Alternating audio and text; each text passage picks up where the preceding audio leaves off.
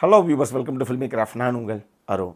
இந்த எபிசோடில் ரெட்லி ஸ்காட்டுடைய இயக்கத்தில் ஒரு ஹிஸ்டாரிக்கல் ஆக்ஷன் ட்ராமாவாக இப்போ நம்ம ஊர் தேட்டர்ஸ்லேயே வெளியாக இருக்கிற கிளாடியேட்டர் 2 படம் எப்படி இருக்குது அப்படின்னு தான் இங்கே நம்ம பார்க்க போகிறோம். முதல்ல இந்த விமர்சனம் பார்த்து முடிச்சவொன்னே பிடிச்சிருந்தது அப்படின்னா லைக் பண்ணுங்கள், ஷேர் பண்ணுங்கள், உங்களுடைய கருத்துக்களை கமெண்ட் செக்ஷனில் விடுங்க. மறக்காமல் நம்ம சேனலுக்கு கடைசியாக சப்ஸ்கிரைபும் பண்ணுங்கள். இப்போ இந்த படத்துடைய கதை என்ன அப்படிங்கிறத லைட்டாக இங்கே நம்ம பார்த்துடலாம். இந்த படத்துடைய கதைக்களமே இதனுடைய முதல் பாகமான கிளாடியேட்டர் 2000 வெளியாச்சு. அந்த கதைக்களம் எங்கே முடியுதோ அங்கேருந்து 20 வருஷம் கழித்து தான் இந்த கதைக்களம் ஆரம்பிக்குது. அந்த ஒரிஜினல் வெர்ஷனு அந்த கிளாடியேட்டரில் நம்ம ஹீரோ மேக்சிமஸ் இருக்கார் இல்லையா, அவருடைய பையனான லூசியஸ் தான் இந்த படத்துடைய கதாநாயகன். இவருடைய அம்மா பாய் இங்கேருந்தால் முடிச்சு விட்ருவாங்க பாய் அப்படின்னு சொல்லி கடைசியாக நுமிடியா அப்படின்னு சொல்லி ஒரு நார்த் ஆஃப்ரிக்காவில் இருக்கக்கூடிய ஒரு கிங்டம்மு அங்கே அனுப்பிச்சி வச்சிருது. அங்கேயே இப்போ வளர்ந்து கடைசியாக இவர் கல்யாணம் பண்ணி மனைவியோட சந்தோஷமாக வாழ்ந்துக்கிட்டு இருக்காப்புல நம்ம லூசியஸ். அந்த தருணத்தில் ஜெனரல் மார்க்கஸ் அப்படின்னு சொல்லி ஒரு ஆள் தன்னுடைய படைகளோடு வந்து நம்ம ஹீரோ அன்கோ எல்லாத்தையும் சண்டை போட்டு கடைசியாக ஹீரோவுடைய மனைவியும் போட்டு தள்ளிட்டு ஹீரோவை அடிமைப்படுத்தி கடைசியாக ஒரு அடிமையாக பிடிச்சிட்டும் போயிடுறாப்புல. இப்போ இங்கேருந்து அங்கே போனதுக்கப்புறம் ஹீரோ கிளாடியேட்டராக இவரும் மாறுறாரு. இதுக்கப்புறம் தான் மனைவியின் மரணத்துக்கு காரணமான அந்த நபர் யார் அப்படிங்கிறத கண்டிப்பாக நம்ம விடவே கூடாது அப்படின்னு ஒரு மிகப்பெரிய வெறி ஒன்று நம்ம கதாநாயகனுடைய மனசில் கொழுந்து விட்டு எரிய ஆரம்பிக்குது.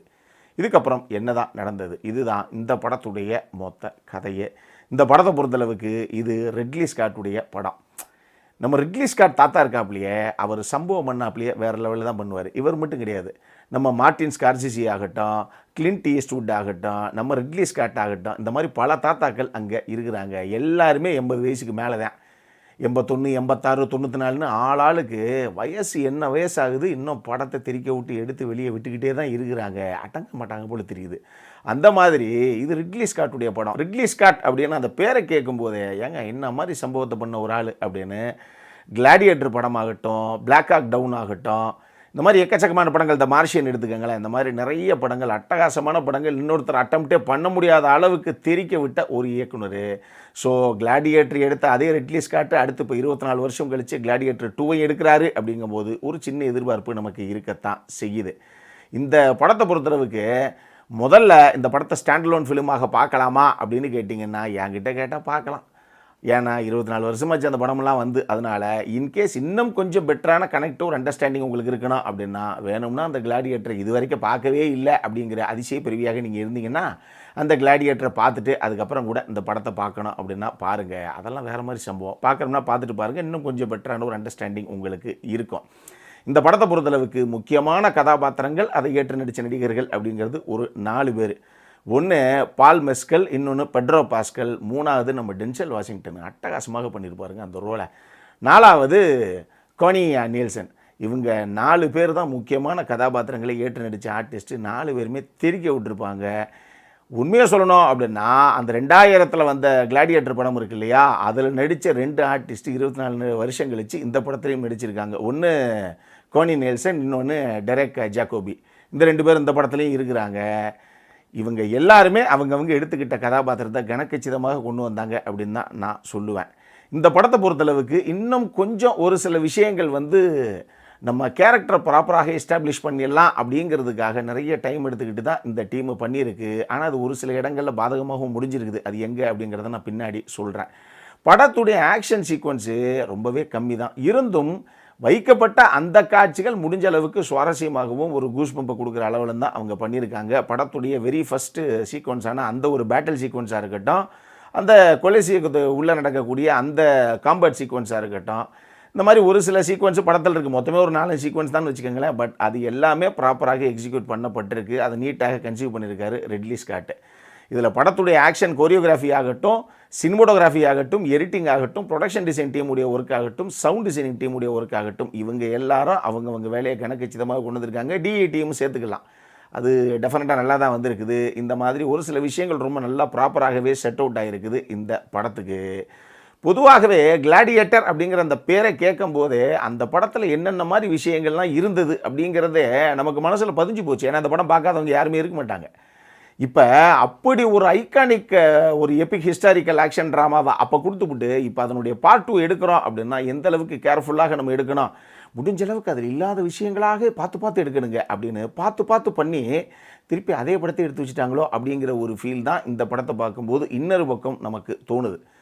அந்த கிளாடியேட்டரில் நீங்கள் பார்க்காத கதாபாத்திர வடிவமைப்புகளோ இல்லை காட்சி அமைப்புகளோ பெருசாக இந்த படத்தில் இல்லை. ஏங்க அதை தாண்டி ஃப்ரெஷ்ஷாகவோ இல்லை சுவாரஸ்யமாவோ எதுவும் பெருசாக இல்லையே, அதே மாதிரியே இருக்குது, திருப்பி அதே படத்தை ரீமேக் பண்ணிட்டாங்களா அப்படிங்கிற மாதிரி ஒரு யோசனை நமக்கு வரத்தான் செய்யுது. அதனாலேயே நமக்கு ஒரு சில இடங்கள் ரொம்ப லெட் டவுன் ஆகி ரொம்ப லேக்கிங்காக போகுதுங்க அப்படிங்கிற ஒரு ஃபீல் ஒன்று வரத்தான் செய்யுது. இன்னொரு பக்கம் இந்த படம் கிட்டத்தட்ட 2.5 மணி நேரம் ஓடுற ஒரு படம். ஆனால் இதில் ஆக்ஷன் சீக்வன்ஸ்னு பார்த்தீங்கன்னா ஒரு மேக்ஸிமம் ஒரு 4 to 5 சீக்வன்ஸ் தான் நான் நினைக்கிறேன். அதனாலேயே எக்கச்சக்கமாக பேச்சு தான், வீச்சு ரொம்ப கம்மி. இன்னும் கொஞ்சம் ஏதாவது பரபரப்பை கூட்டுற மாதிரி ஒரு சில விஷயங்களை இவங்க பண்ணியிருக்கலாம், இன்னுமே ஆக்ஷன் பிளாக்ஸை உள்ளே இன்க்ளூட் பண்ணியிருக்கலாம் அப்படிங்கிற மாதிரி தான் எனக்கு தோணுச்சு.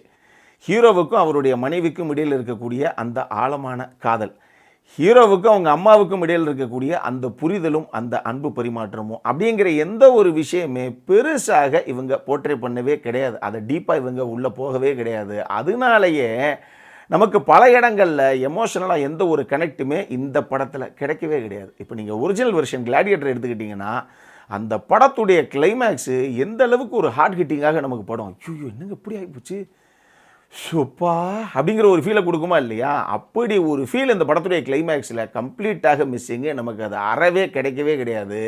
அதுவே ஒரு மிகப்பெரிய லெட் டவுன் அப்படின்னு தான் நான் சொல்லுவேன். இது எல்லாமே போக ஏங்க மேக்ஸிமஸும் அவருடைய குடும்பத்துக்கும் என்ன ஆகும் அப்படிங்கிறது கிளாடியேட்டருடைய எண்டிங்கில் அந்த 2000 படத்திலே நமக்கு தெளிவாக தெரியும். கரெக்டாக?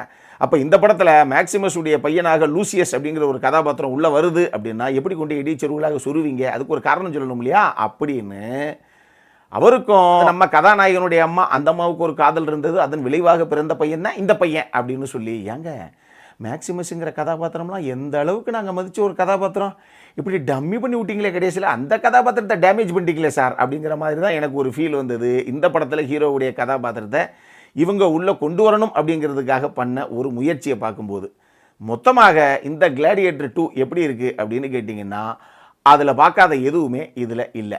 இருக்குது ஆனால் இல்லை, இருக்குது ஆனால் அதுவே கொஞ்சம் வேறு மாதிரி இருக்குது அப்படிம்பாரு எஸ்ஜே சூர்யா. அந்த மாதிரி இருக்குது, என்ன கிளாடியேட்டர் மாதிரியே இருக்குது, அது இல்லாமல் புதுமையான விஷயங்கள் சுவாரஸ்யமான விஷயங்கள் அப்படிங்கிறது பெருசாக இதில் இல்லை. என்ன ஒன்று சார், அந்த கான்டெக்ஸ்ட்டு, அந்த ஒரு அட்மாஸ்பியரு, அந்த விஷயங்கள் எல்லாமே எனக்கு பிடிக்கும் சார். கிளாடியேட்டர் என்ன மாதிரி ஒரு படம் சார் அப்படின்னு ரொம்ப ரசித்து பார்த்த ஆட்களாக நீங்கள் இருந்தீங்க அப்படின்னா பொழுது போலன்னு அந்த படத்தை நீங்கள் ஒரு தடவை ட்ரை பண்ணி பார்க்கலாமே ஒழிய இந்த படம் அதை விட வேறு லெவலில் இருக்குமா அப்படின்லாம் எதிர்பார்ப்போடு போய் பார்த்துடாதீங்க. அந்தளவுக்குலாம் சாட்டிஸ்ஃபை பண்ணுறதுக்கு இந்த படத்தில் பெருசாக எதுவும் இல்லை.